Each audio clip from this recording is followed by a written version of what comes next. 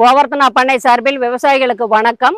திருப்பூர் மாவட்டம் பொங்கலூர் அருகில் சந்தவநாய்க்கும்பாளையத்தில் அமைஞ்சிருக்கிற நம்ம கோவர்த்தனா பண்ணையில இருந்து தான் இன்னைக்கு இந்த பதிவு பார்க்க போகிறோம்.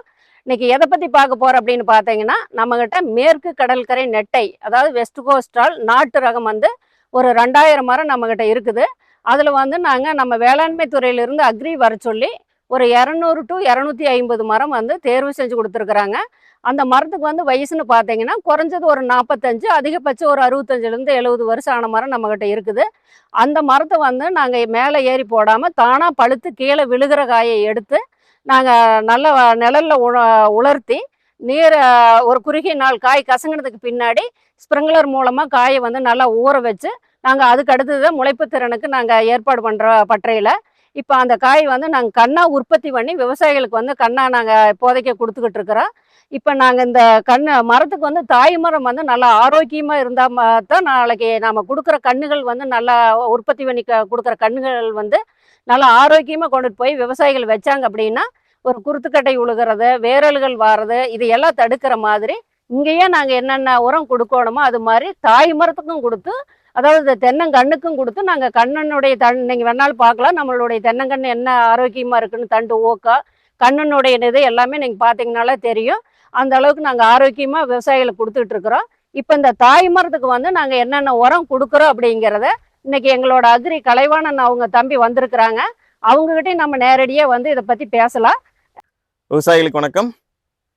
அக்கா, நம்ம இப்போ எவ்வளவு வருஷமாக்கா இந்த தென்னை மரத்துக்கு நம்ம உரங்கள்லாம் யூஸ் பண்ணிட்டு இருக்கோம்? அதாவது யாரா உரங்கள்லாம் யூஸ் பண்ணிட்டு நாங்க வந்து இப்போ ஒரு 1.5 வருஷமா யூஸ் பண்ணிட்டு இருக்கிறோங்க தம்பி. 1.5 வருஷமா யூஸ் பண்ணிட்டு இருக்கோம். என்னென்ன மாதிரி உரங்கள் யூஸ் பண்றோம்? நாம பார்த்தீங்கன்னா வருஷத்துக்கு வந்து 4 டோஸ் கொடுக்குறோம். 3 மாசம் இடைவெளியில் 4 டோஸ் கொடுக்குறோம். ஃபர்ஸ்ட் பார்த்தீங்கன்னா நம்மளது 2 ஃபார்மில், ஒரு ஃபார்மில் வாட்டர் சாலிபிளில் கொடுக்குறோம். ஒரே உரத்தையே ஒரு ஃபார்மில் வாட்டர் சாலிபிள், இன்னொரு ஃபார்மில் வந்து மண்வழி, அதாவது தரையில் வந்து நாங்கள் நேரடியாக ஆள் வச்சு நாங்கள் கொடுக்குறோம். இப்போ பார்த்தீங்கன்னா மில்லா காம்ப்ளெக்ஸு யாரா கம்பெனியில் மில்லா காம்ப்ளெக்ஸு, எஸ்ஓபி, நைட்ரோபோரு, இந்த 3ம் வந்து உரமாக கொடுத்துட்றோம்.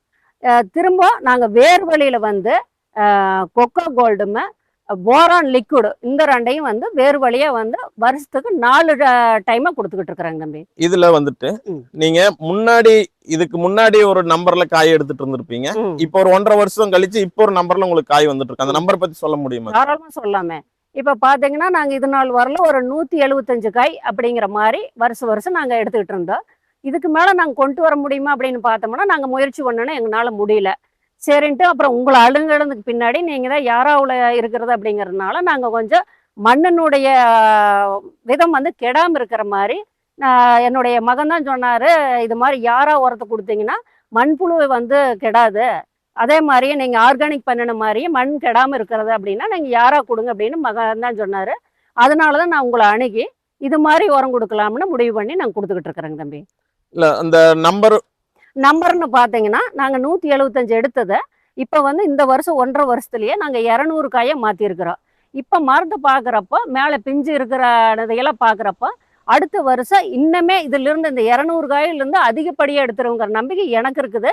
நீங்கள் கூட ஒரு குறிப்பிட்ட இது சொன்னீங்க. ஆனால் நான் உறுதியாக இன்னும் அடுத்த வருஷம் பாருங்கள், நீங்கள் ஒரு டார்கெட் வச்சிருக்கிறதுலேருந்து கண்டிப்பாக நான் அதிகமாக எடுத்து காட்டுறேங்க தம்பி. சந்தோஷம். ஆனால் இது கூட என்ன பண்ணுறோம்னா நீங்கள் கொடுக்குற உரம் இது இல்லாமல் நீங்கள் வந்து ஒரு 70-80 கிலோ அப்படி மக்குன உரம் கொடுக்க சொன்னீங்க, தொழு உரம் கொடுக்க சொன்னீங்க.